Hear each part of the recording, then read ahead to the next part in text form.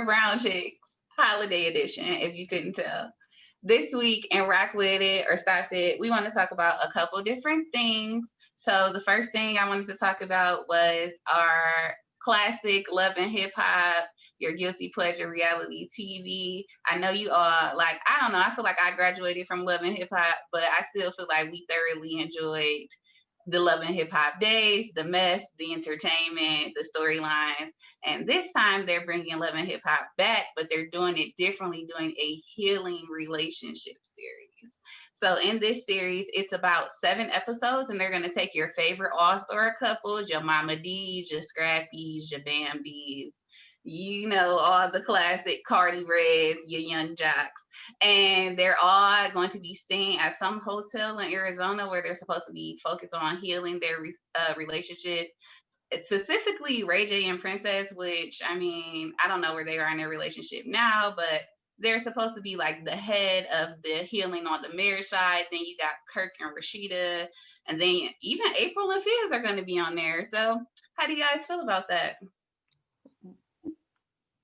Why is April and Fizz gonna be like? I didn't even know they were still together, and also, who cares?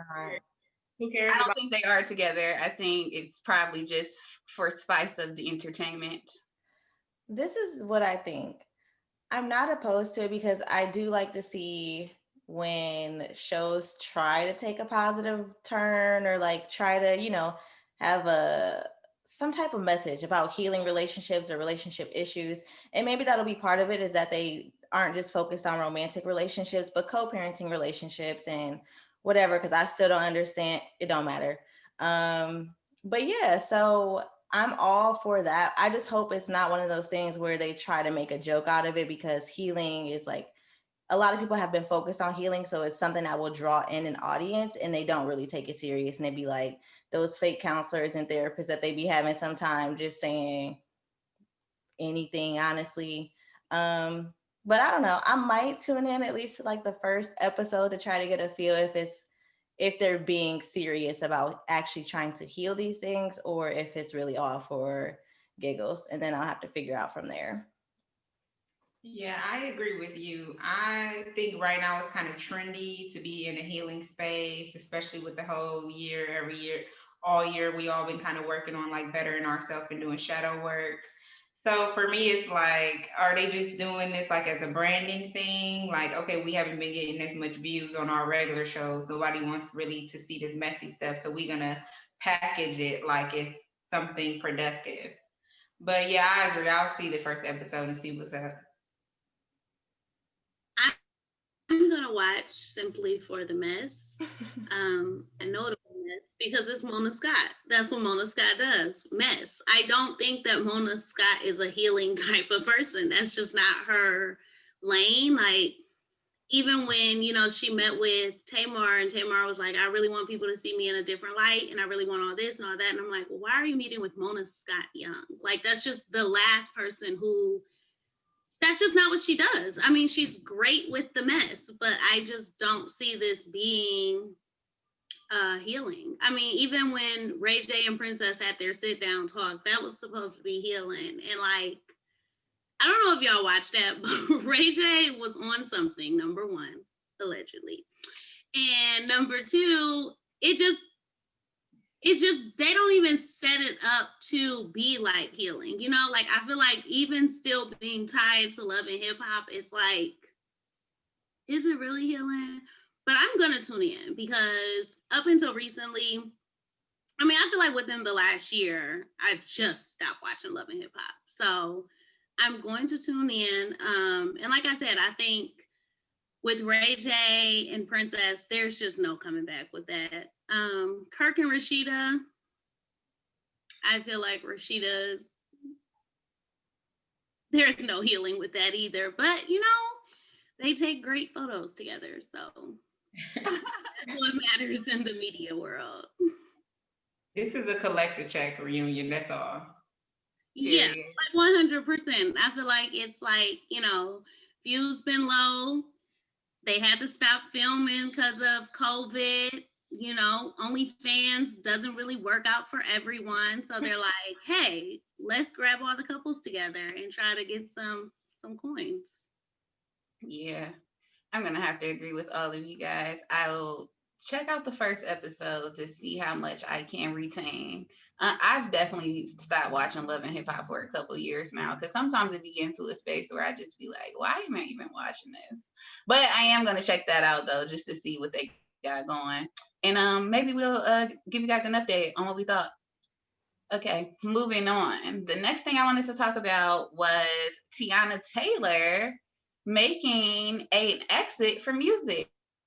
She made a statement basically saying that, you know, she felt underappreciated, overlooked, and it was mentally draining for her to keep trying to put herself out there and not getting the response and the returns and the accolades that she deserved. I think Teyana Taylor is very talented. She's not even just a talented artist. She's like a dancer, a singer, an actress, a choreographer, a businesswoman. Like, she is the shit.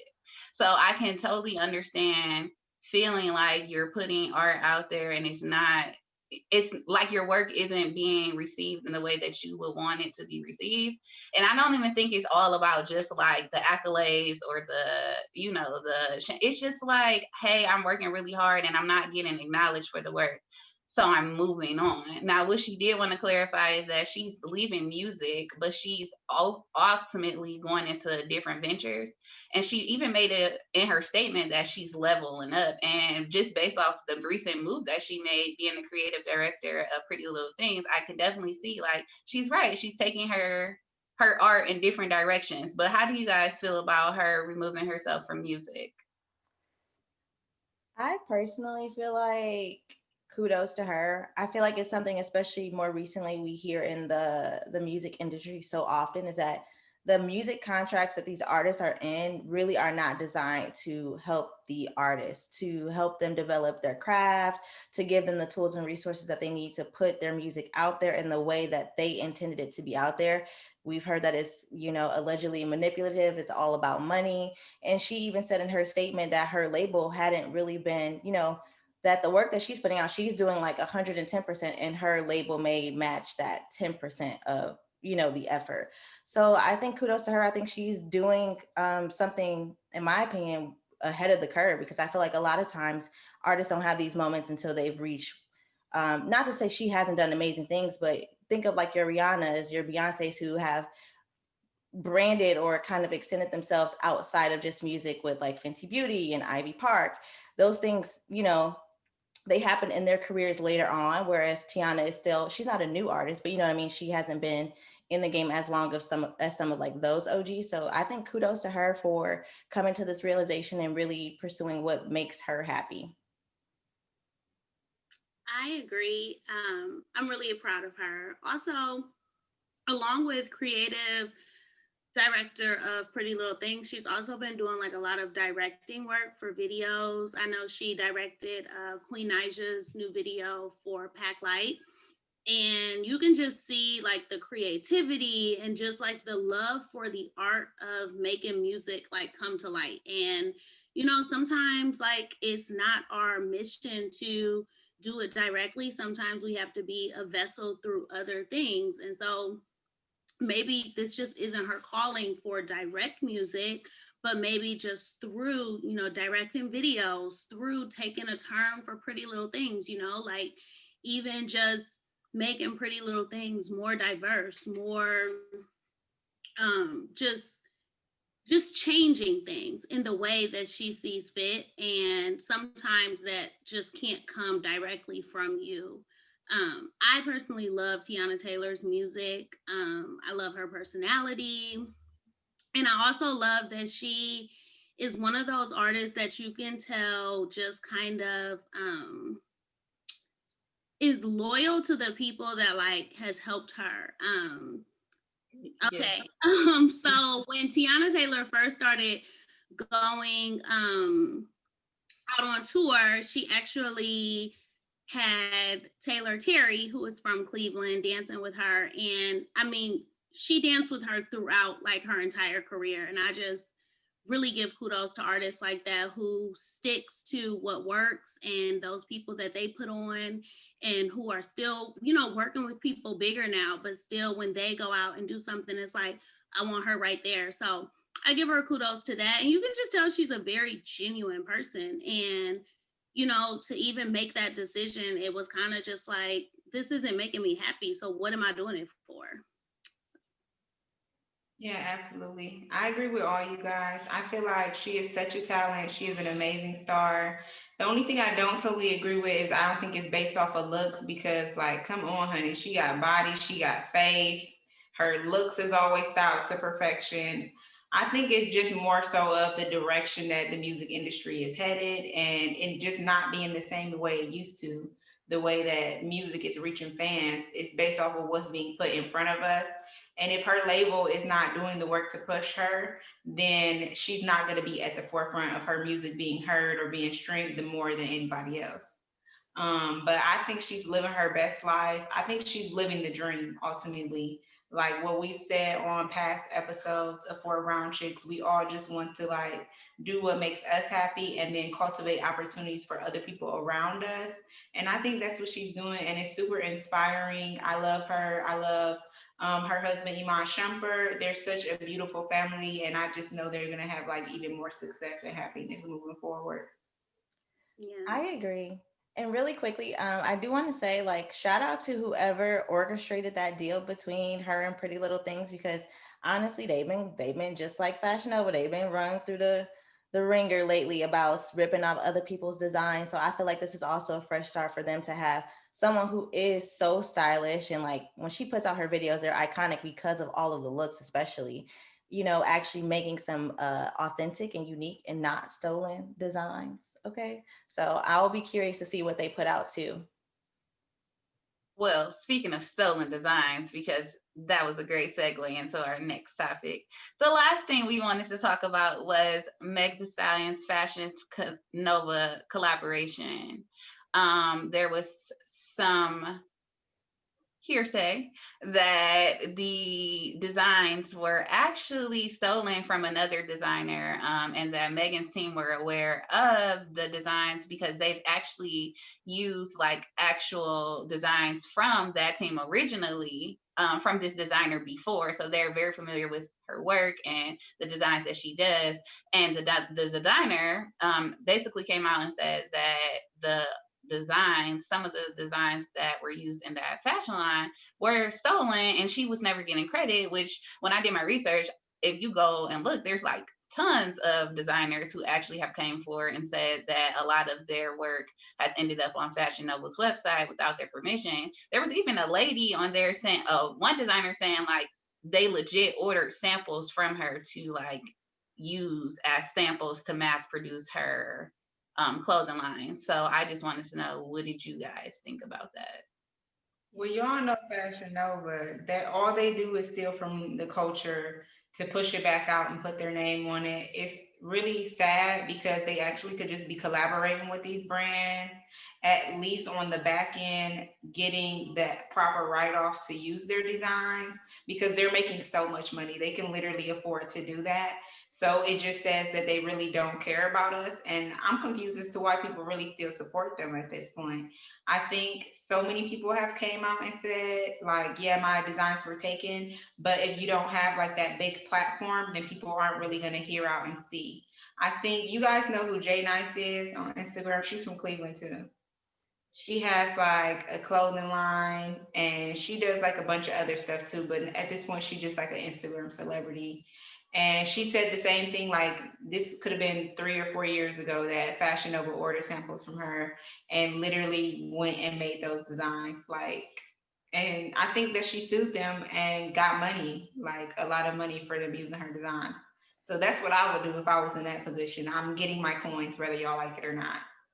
But I feel like that's kind of why the cycle continues, is because when it's a corporation that is that successful, they continue to just settle in court. Like, okay, so how much was it for this design? All right, settle in court. And they continue to still steal the designs. And I really hate that it's even set up like that, where corporations don't just actually, like Shay said, do collaborations, hire the designer for, a fall look, or, you know what I mean, summer look. that would be the ethical way to go about it. But I feel like they're going to continue to just steal designs, unfortunately, allegedly, I should say. And, if they have to settle in court, they'll do that because it's probably cheaper. I feel like it sucks because when Fashion Nova originally came out, that was supposed to be like their thing. Like, but it was supposed to be maybe taking like a huge like Gucci cookie, like, like a huge Gucci like collaboration where it's like big cookies on your thing, or like, something that you can tell was like $50,000, and then it was Fashion Nova's job to be like, let us remake this for you because you can't afford that huge item. I think where they took the wrong turn is taking it from like independent designers like that. Like, they don't have this money to, sell it to someone because they don't have that platform to sell it to someone, but to just take it from them, which they wouldn't even charge as much as like a Gucci would charge. But like you guys said, it's just unethical, like at this point. Now, what do you think about the artists like Megan Thee Stallion or anybody else who does a collaboration? Do you feel like they actually are aware of their designs and what's being put out there? Now, I know as being an artist, you probably aren't aware of a lot of stuff that happens behind the back burner. You have a team of people, but do you think that she had knowledge about where these designs were actually coming from and the direction that they were headed? I don't think she personally knew, but I think that it starts with these larger influencers that are collaborating with Fashion Nova to say, no, I'm not working with Fashion Nova because they're known for stealing designs. To them, it's all about a check. We've seen it when Cardi B came out with both of her launches. So much of that stuff looked like other things that was out before, and it's just like, y'all got to do better. Yeah, but to piggyback off of that, I feel like a lot of times when they do partner with celebrities, I do think the hope is that they're going to provide authentic designs because they would have the team to do so. So I do think it does fall on the celebrities to make sure, if you're agreeing to do a collab, that in that moment, maybe you break that narrative and you actually do sit and like think of your signature looks and what you want to stand for and like come up with original designs. And I think unfortunately it's time for the celebrity to start being a part of that, because I'm actually kind of tired of hearing the excuse, well, I mean, sometimes my team makes decisions and I don't even know. Well, this is your brand, so you need to take accountability for your team.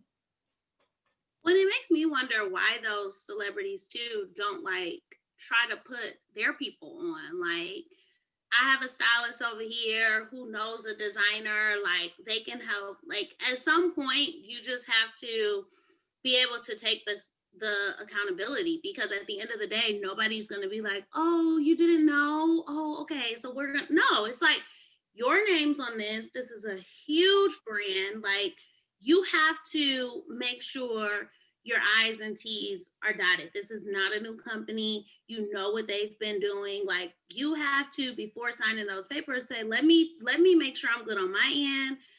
Let me make sure I can even do this and commit to this the right way, because it's always going to come out no matter what. And do you feel like even the collection was disappointing? Like, I would have loved to see like some type of stirrup jeans, or like, it was no actual creative direction. They just slapped any designs in the collection and said, this is Meg Thee Stallion. When she's known for having a particular style, like, come on, the whole thing is a wash. Agreed. Agreed. Well, there you guys have it. So as far as Teyana Taylor, we're definitely rocking with that and her creative adventures that she got going on. As far as Love and Hip Hop, we rocking with it just to see, to check it out. But it's on the fence. We gonna let y'all know on that. And as far as Fashion Nova and the stealing the designs, we are not rocking with that, and we need you guys to stop that. You guys let us know what you think in the comments.